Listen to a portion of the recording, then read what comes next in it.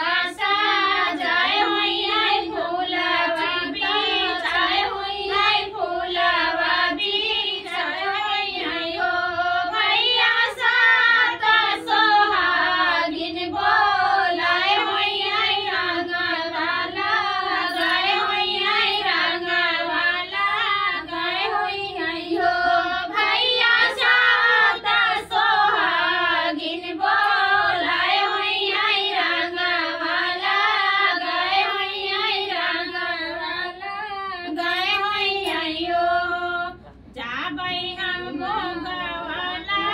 गौ भैया शीश धई के यौ भैया शीश धई के लौटाब हो भैया गिया ना महक हमारे बैठा माना सापुर बैठा माना सापुर गई हो भैया गिया ना महक हमारे बैठा माना सापुर बैठा माना सापुर गई हो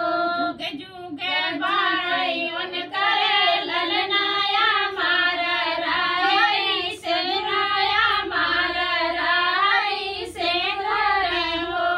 भैया हंसी खुशी गाई परिवार जाना मजुगा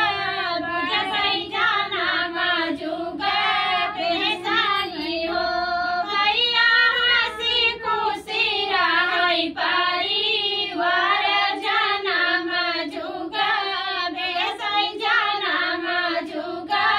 बेसाई हो कनी बचाना सुचार वावत मैया आगे हाथ जोड़ई मैया आगे हाथ जोड़ई हो मैया हमाऊ का तू जुड़ा वजुला लाना एक दे तुला लाना एक दे हो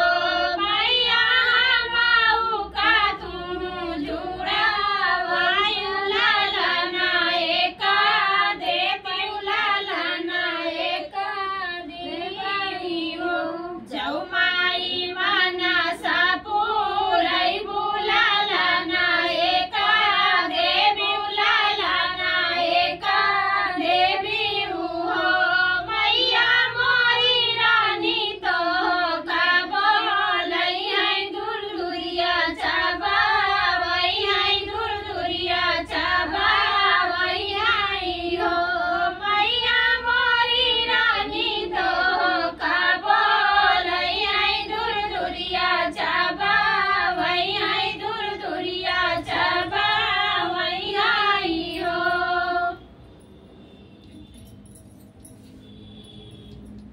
अरे यार हमारा दीदी तो दवाया